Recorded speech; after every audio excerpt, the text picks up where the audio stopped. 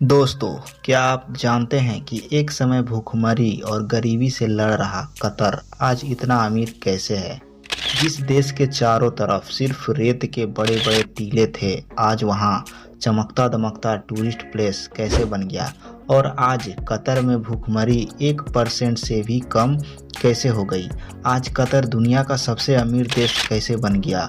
और क्या आप जानते हैं कि यहाँ सिंगापुर के बाद से सबसे ज़्यादा करोड़पति हैं? लेकिन आखिर यह अरब का सबसे गरीब देश इतना अमीर कैसे बन गया? तो चलिए जानते हैं। उससे पहले हम कतर के इतिहास के बारे में जानेंगे कि यह किस तरह गरीबी से जूझ रहा था।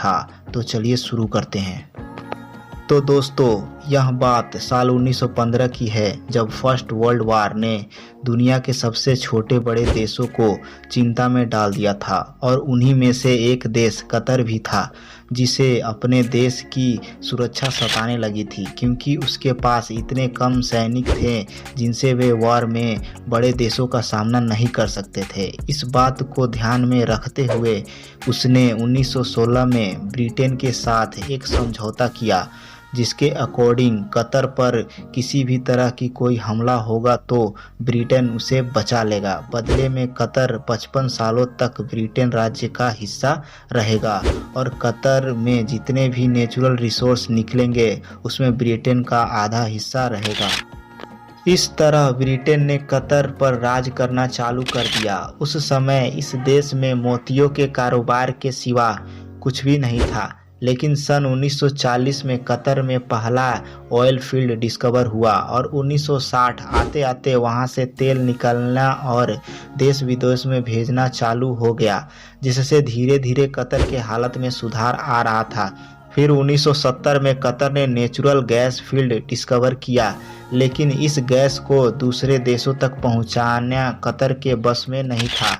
फिर साल 1971 में कतर ब्रिटेन से पूरी तरह आज़ाद हुआ, लेकिन कतर की बागडोर ब्रिटेन ने सऊदी अरब के हाथ में दे दी, जिसके चलते अब उसके हर छोटे बड़े फैसले में सऊदी अरब का हाथ आने लगा था। फिर सन 1990 में कतर सऊदी अरब से अलग हो गया। फिर उसके बाद वहाँ की सरकार को लगा कि सिर्फ तेल के कारोबार से देश की तरक्की नहीं होगी। फिर उन्होंने अपने देश के लिए और बदलाव भी किए। फिर उसके बाद उस देश ने कभी पीछे मुड़कर नहीं देखा। हमाद बिन ने तेल से आने वाले पैसों को नए प्रोजेक्ट में लगाया और फिर उससे होने वाले फायदा से गैसों के लिक्विड के फॉर्म में बदलना शुरू किया। इस प्रक्रिया में गैस को लिक्विड के रूप में बदलकर कहीं भी ले जाया जा सकता है।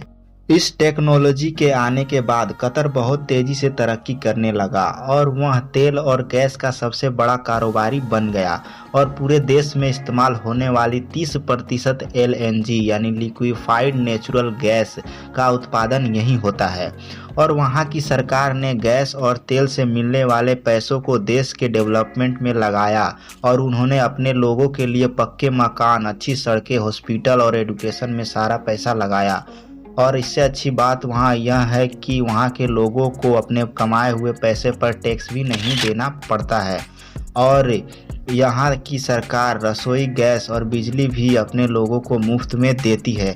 तो दोस्तों, गैस और तेल कभी न कभी खत्म हो जाएंगे, यह बात हमाद बिन अच्छे से जानते थे। उन्हें यह चिंता होने लगी थी कि सारा तेल और गैस खत्म हो जाएंगी तो क्या होगा, जिसको देखते हुए उन्होंने अपने पैसे को दुनिया के अलग अलग देशों में इन्वेस्ट करना शुरू किया और विदेशी टूरिस्ट को आकर्षित करने के लिए कई तरह के खूबसूरत अट्रैक्शन बनाए। कुछ दशकों से यहाँ मछली पकड़ने को भी ज़्यादा इम्पोर्टेंस दिया गया और कतर ने सभी देशों की बड़ी कंपनियों में स्टॉक्स को खरीद रखा है। इसी वजह से अगर नेचुरल रिसोर्स खत्म भी हो जाए तो भी वह सऊदी अरब से ज़्यादा अमीर रहेगा। फ्यूचर में भले ही जमीन से तेल निकलना बंद हो जाए और सऊदी अरब भले ही गरीब हो जाए, फिर भी कतर हमेशा अमीर ही रहेगा।